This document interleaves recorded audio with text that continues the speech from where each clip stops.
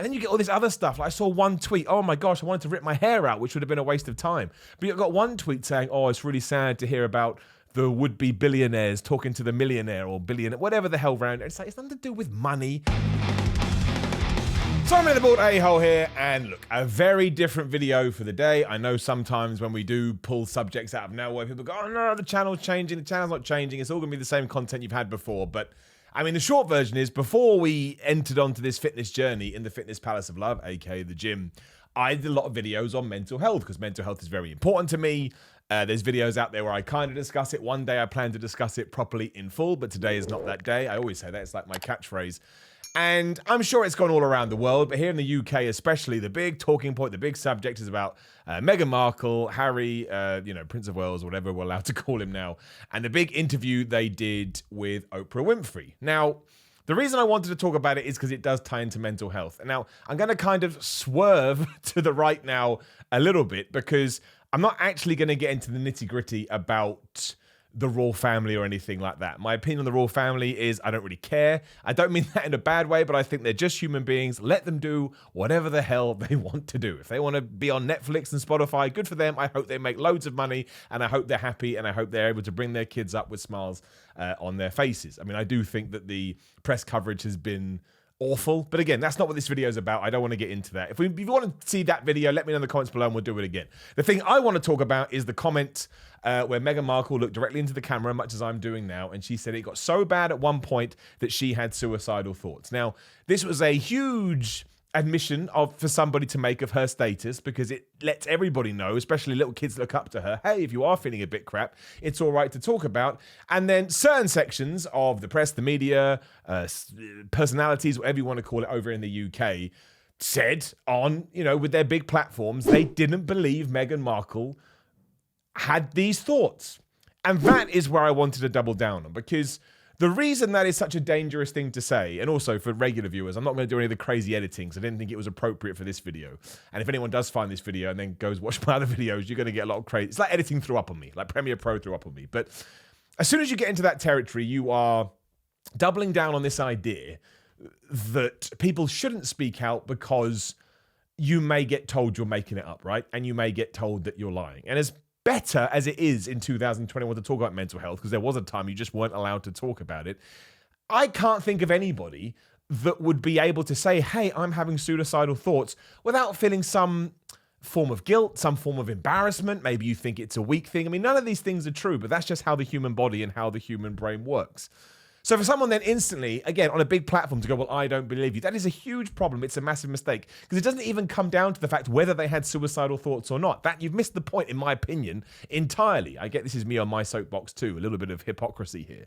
But if somebody has even got to the point where they feel like they need to say on an interview or whatever kind of environment, I've had suicidal thoughts, or I've had bad thoughts, my mental health is a struggle, I wasn't able to get help. Even if you got to that point, that is somebody that needs help, right?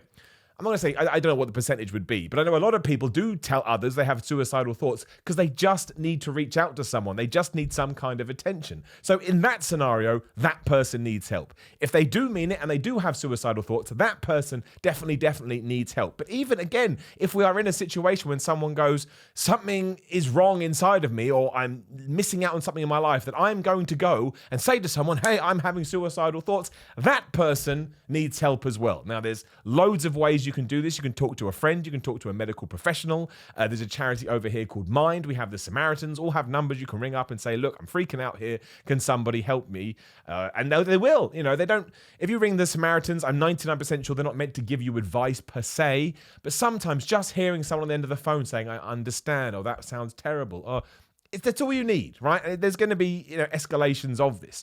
But that's the thing that really got me, and that's the really thing that irked me. It's nothing to do, well, of course it does to a certain degree, but in its most simple structure, it has nothing to do whether they plan on actually doing anything. It's the fact that they have got to this stage where they feel so lost, or they feel so confused, or they feel so whatever. I don't even care what it is, whatever. They make this statement.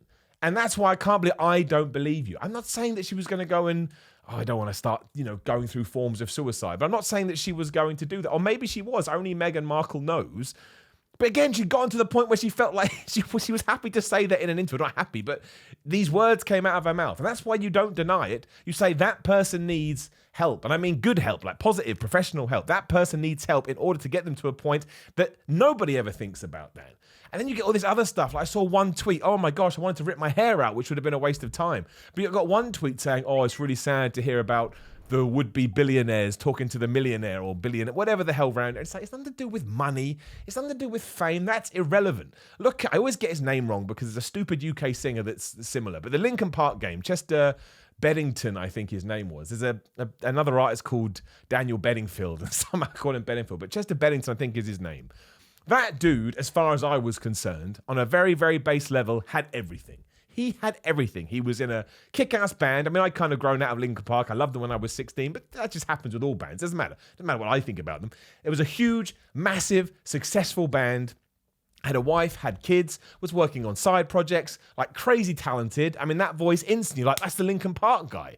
And that's so, having a USP like that in entertainment is so important. And he took his life. And then there's loads of stories like this, but that one really got me because I had no clue. And I didn't know the guy, so I had a clue.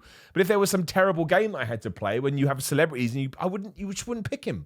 It was the same with Robin Williams, and it was the same for so many different people that had it. They got to a point in their life where the money, the fame, achieving their dream wasn't enough. And I'm a dream chaser. We've talked about this on loads of videos. I'm a fueled by passion, heart on my sleeve kind of a guy. That's, I don't know if that gets me up in the morning, but I get excited about that. Right? Dare to fail. I always talk about this nonsense and I get it. I'm massively annoying. And then to see somebody who has gone all of that way and wakes up in the morning and still thinks, man, I can't do this, and takes themselves out, oh my gosh, like it breaks my heart. Genuinely, I feel water filling up in my eyes. Especially because just apply that to your own situation. If you really struggle, why when people saying this, oh, they're just attention seeking. Yes, maybe they need attention. That's sometimes why people do it. But imagine the person you love the most. Maybe it's your partner, your mum, your dad. Maybe it's your dog, right? People love dogs. Of course they do. Imagine, that despite all the love you have for them, you got to a place in your life where you thought, they're better off without me, even though the truth, of course, is what you're about to do is going to crush them. It's going to devastate them. And you're not doing it from a bad place. We are doing it from a bad place, but you're not doing it from a negative to them place, right? It's because you can't get past these clouds and these grey areas that you've got in your head to the point you think the person that you love the most, the person that I bet you wouldn't wish any harm upon, thinks that their life would be better without you. And think of that when you've had kids too. I can't even fathom it. And I saw... Like I said, I'm not going to get into names, so I don't want to give them any promotion. You all know who it is. If you're involved in it, you all know who it is. But I was just like, you don't say that because you haven't understood the point. And it really, really pisses me off because we take so many great steps forward with mental health. Like there are so many famous people on the internet saying, oh, I had a bad day, I'm struggling with this, or I went through this. It's like, that's awesome. I mean, it's not awesome, but it's great that we're talking about it because the more we talk about it, the more we normalize it, and the more people will go to their doctors to get help, whether that's counseling or you can go on the pills, which are antidepressants. And I get some people don't like those, but it's not a one-stop shop. You have to find what works for you. And if you go, I have a bunch of friends that are on antidepressants and they are like changed people. And I think it's wonderful. I'm never going to poo-poo on that because how can you when you see someone make such a change in your life? But yeah, for people to run around and say, I don't believe you. What are we talking about, man? What are you talking about? Again, you have completely, I keep saying the same thing. You have completely misunderstood the point. No one thinks that Meghan Markle was going to kill herself. We don't know, what kind of the spectrum she was on. But the fact that she had to talk about it means that she needed help. And I don't, the story obviously goes on for then saying that she didn't get help. I'm not going to comment on that because I don't have all the facts. But if we take her at her word, everybody has to be able to have the avenue to get help. We do. It should be like if you break your leg, what do? I don't know, you ring an ambulance or you ring the hospital, whatever you do. And it's easy. There's not even a blink. There's not even a wink. There's nothing. And that's got to be the same with mental health. You break your leg, you fix it. If you break your brain, you go and fix it too. And it does tie into the gym.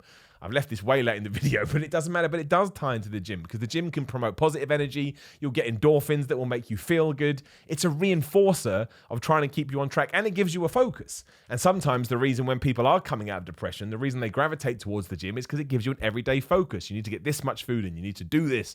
Every day is different. So it's kind of, you need to get this much sleep. You need to take these pills, whatever the hell it's going to be. But I know, nobody needs a bald a-hole ranting and raving about this, but I'm so passionate about it. Way back in the day, that is what this channel was about a little bit. And when situations come like this up, I just had something to say about it. So I thought, I'll come on, I'll rant and rave. If you really don't want it, I won't do it again. I'll keep it to a tweet or an Instagram post, but I had a little bit more to say. And on that note, I draw a line under it other than say, hopefully I remember, I forget all the time, it's not intentional. Go into the description, there will be lines and information again for Mind Samaritans.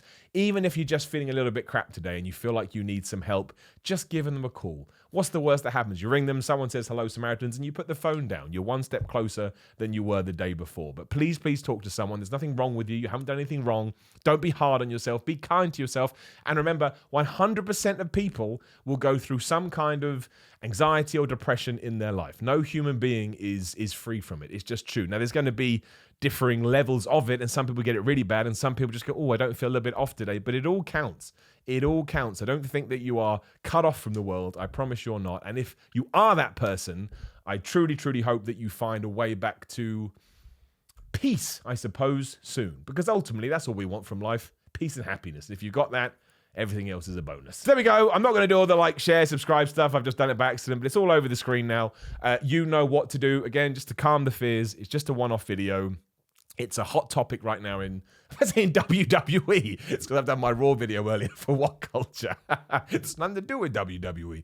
It's a hot topic in the internet and the world and Twitter and just whatever at the moment. And again, I'm passionate about it. So I thought I'd sit here and I'll talk about it. Back to normality tomorrow. I think we've got 10 gym lessons you learn the hard way. Very proud of that video. I think it's quite good. But you can let me know in the comments as always. I'll see you on the next one.